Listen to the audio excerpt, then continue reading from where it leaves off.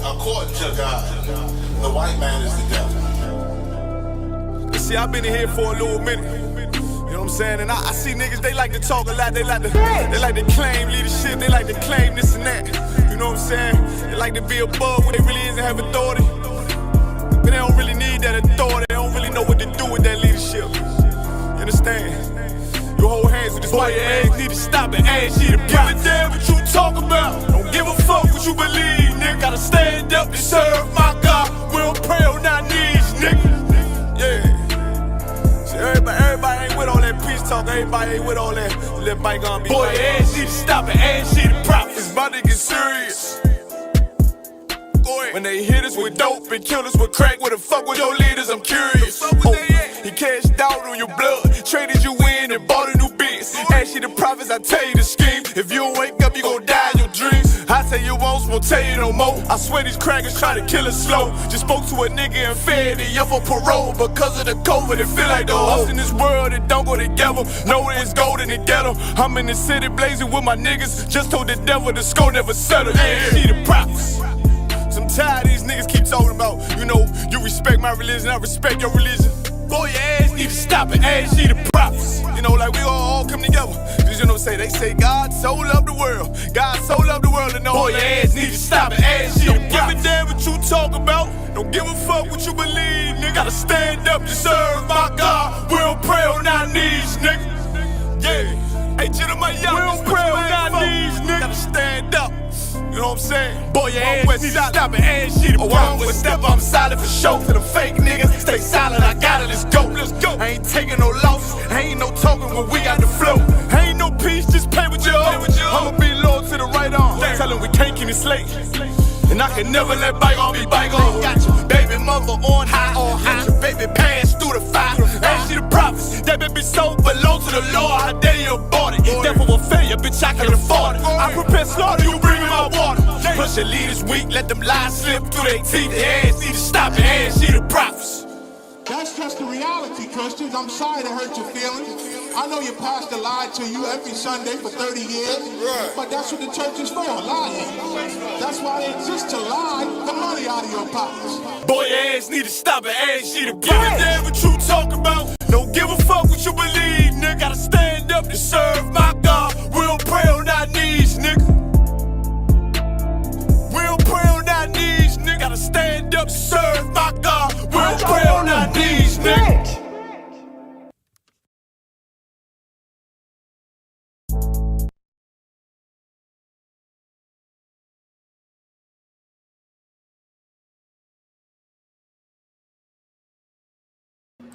All right. Shalom, Israel. You live with the Israelite School of Universal Practical Knowledge. Priest and Captain Soccer will hold down a class live from Memphis, Tennessee. Every Tuesday, Wednesday, and Thursday, we have classes here in Memphis from 6 to 8 p.m. Central Standard Time. Since 1969, the Israelite School of Universal Practical Knowledge has been teaching so-called blacks, Hispanics, and Native Indians the truth according to the Bible. What is the truth? Truth is that so-called blacks, Hispanics, and Native Indians descend from the greatest people that have ever walked the face of the earth. The Bible identifies us as the lost 12 tribes of the nation of Israel. In the year 2025, there's nothing more important than for God's chosen people to learn the truth of who we are, where we come from, and what our purpose is on the earth. What we really do with these classes is give brothers and sisters an opportunity to go into this book called the Bible to gain the knowledge, wisdom, and understanding that is placed inside of this book, so that we can come back to being the people that He called us to be and reclaim our place on the earth as kings, priests, princesses, and daughters of Zion. That being said, I'd like to start the class off with questions. If any brothers and sisters in the room have questions, raise your hand. If there's any questions online, all you have to do is type them in. And if there are no questions, we're going to tonight's topic, which is for brotherhood's sake, all right? For brotherhood's sake is the topic of tonight's class. So give y'all a second to come with any questions. If there are no questions, we'll get into the first scripture, all right? All right.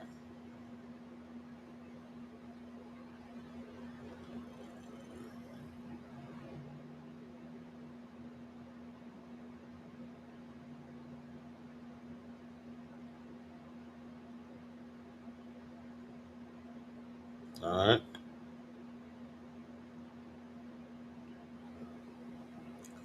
All right, so with that being said, I don't see any questions online or any questions in the room. First scripture we're going to go into is John chapter 15. We're going to start at mm, verse 12, all right? John chapter 15, verse 12.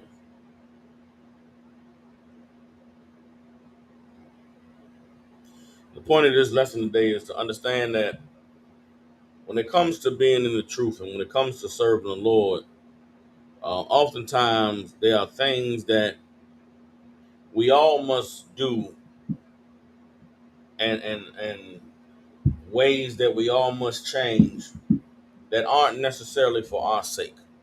For a lot of us, coming into the truth was not something that we chose for ourselves. A lot of us didn't wake up one day and say, you know what, I'm going to serve God and obey God, and I'm going to learn how to learn the Bible and be who God called me to be. For a lot of us, being in the truth was um, a happenstance, right? It's something that happened to us. Things occurred in our lives. We found ourselves traveling down a path that was going to lead to our destruction, lead to us living a life that wasn't one that the Lord saw fit. And He intervened and caused it so that we found our way to come into the truth, found our way to serve Him. A lot of brothers and sisters that end up in the truth didn't, get on the internet and search, what is an Israelite, or what does it mean to serve God? A lot of us weren't on a path where we were actively trying to be a better version of ourselves. Some of us stumbled into the truth. Some of us fell upon the truth. Some of us, the way we were introduced to the truth fell out of the sky, right? For those brothers and sisters who the Lord chose you for the truth, the Lord found a way for you to find the truth. You may come in here not understanding what it is that the Lord wants from you. You come into class and you hear about keeping the law, statutes, and commandments. You hear about, not celebrating the oppressor's holidays. You hear about not eating pork, shrimp, crab, and lobster, and not smoking weed. And those things seem good. They sound decent. And because it's in the Bible and God said it, you learn how to do it. You learn how to, be who God called you to be. But there's some things that you must change about yourself that aren't necessarily written in the laws. There's things that you must, realities about who you are that you must face that don't necessarily make you a sinner or make you an evil person. But they are things that absolutely can offend brothers and sisters who are also trying to serve the Lord. So there's things about the way that you are, the way that you talk, the way that you act that you must change, not for your sake, but for the sake of your brother, the sake of your sister. And all throughout these scriptures, there are examples of brothers and sisters who made changes necessary, not on account of themselves or who they were, but on account of how it affected someone else. And that's what we're going to go into tonight, all right? So the first scripture we're going to get is John chapter 15. We're going to start at verse 12, all right? John chapter 15, verse 12. And for every brother and sister, the key to unlocking the strength within yourself to be righteous comes from being willing to give up or to lose certain things that you may have found were important to you, or you may have clung to because it shaped who you were as a person or shaped who you were in your mind as an individual. Certain things that in order for you to be the best brother or the best sister that you can be, in order to be the best son to our king, or daughter to our king Yahushua, you have to make changes. You have to make adjustments. You have to analyze yourself and say, okay, I understand this thing about myself. And it may not be, you know, in the world, we often take on the mentality that if somebody can't handle me or can't deal with me, then that's their fault. That's their problem. They just shouldn't be around me, or they just shouldn't deal with me. In the truth, you have to have the opposite mindset. I remember being young in the truth and thinking, some people just not going to like me. I'm just not going to be their cup of tea, and that's cool. I'm all right with that. As I've grown in the truth, I've come to realize that there shouldn't be anything about me that makes somebody not want to like me or make somebody not want to be around me. If somebody doesn't like me or doesn't want to be around me, I have to make sure that I am not the cause of it, that I am not the reason. It's not good enough to say, well, if they don't like me, that's on them. They ain't got to deal with me. No, that's not how it's supposed to be. You should examine yourself and say, well, damn, I wonder what is it that make this person not like me or not want to be around me? What is it that make people feel like I'm not their cup of tea? And once you examine yourself and you recognize some behaviors or some things about yourself that people may not like, you say, you know what? I'm going to change that up, man. I'm going to make sure that I'm doing everything that I can so that brothers and sisters, understand me or aren't offended by me. And then if you do make those changes and people still are offended or still feel some kind of way, well, now in brotherhood and sisterhood, you can go to them and say, hey, what's the issue? What's going on? It seems like every time I come around, you roll out, or, I just feel offended because it seems like you don't want to be cool with me or be my friend, or, we supposed to be brothers. This is not the place where we get to not like each other. This is not the place where we get to just not be each other's cup of tea. This is the place where we got to understand that we are all we have. And unless we stand on that and acknowledge that and cling to one another, when the time comes for us to truly need each other, we won't be able to stand because of the division that exists. Everybody understand? John chapter 15, starting at verse 12. He says this is my commandment, that ye love one another as I have loved you. Everybody understands? This was Christ's commandment. Christ's commandment was that we love one another as he loved us. What does that mean? How did Christ love us, love his disciples? Love is not a feeling or an emotion. Love is not a thought. Love is action. Love is what you do. Love is a verb in every context that's used in the Bible. Everybody understands? Christ loved us in that he taught us the right ways that we should move and how we should live. He corrected us when we were wrong, showed us the error of our ways, and then died a righteous man so that we would have an opportunity to be inspired to live like he did. You understand? And his commandment is that we all love each other the same way. We can't love one another the way Christ loved us if we don't like each other, if we can't tolerate each other, if we can't stand one another. If there's things about a brother or sister that you don't like, you got to go talk to them about it. You got to tell them the thing that they do or the thing that they say or the behavior that they exhibit that makes you feel like you don't want to be around them or makes you feel like they're not your cup of tea.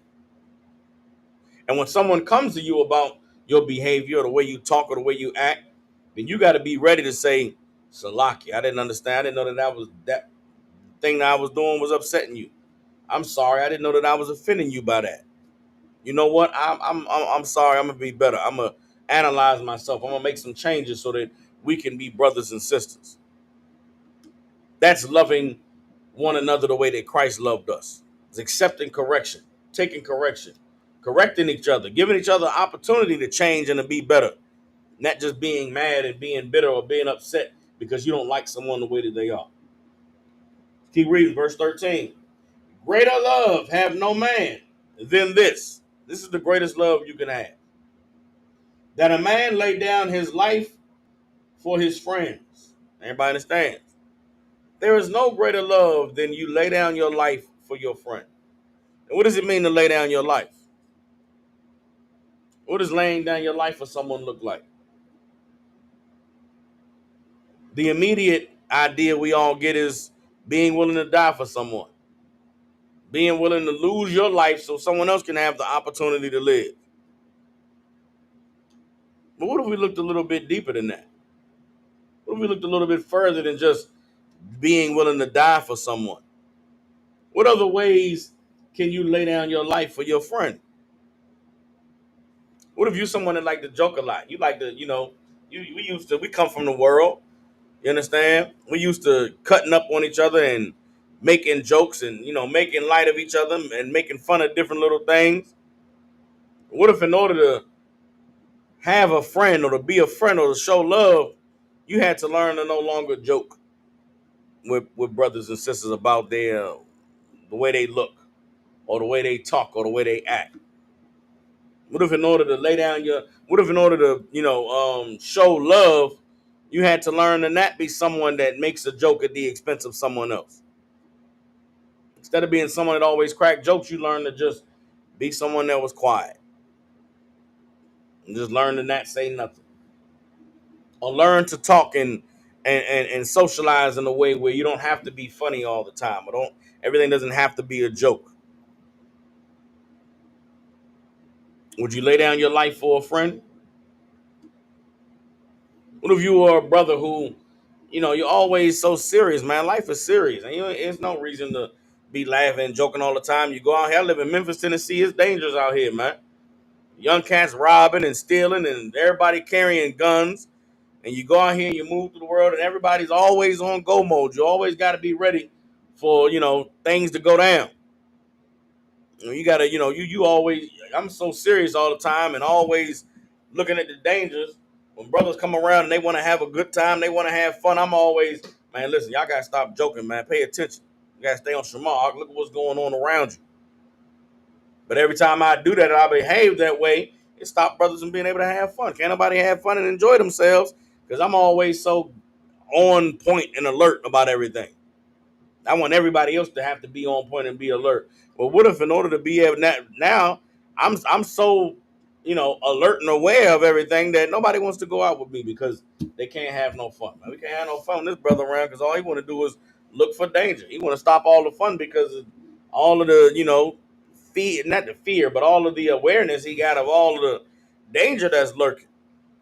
Well, what if in order to be able to enjoy my brothers and to have fun, I had to learn to, allow them to be able to relax. Let me be the one that's always on watch. Let me be the one that's, paying attention. I don't have to alert everybody all the time so that they can have fun. In order to be able to gain my brothers, I got to learn to not be, so overbearing in my protection and so over watchful and looking for the threats. I got to learn to just relax a little bit so everybody can enjoy themselves. Would you be willing to lay down your seriousness in order for other brothers and sisters to be able to have fun? On the flip side, I'm a brother that I like to have fun, like to go out and socialize and talk to people, talk to women, have a good time.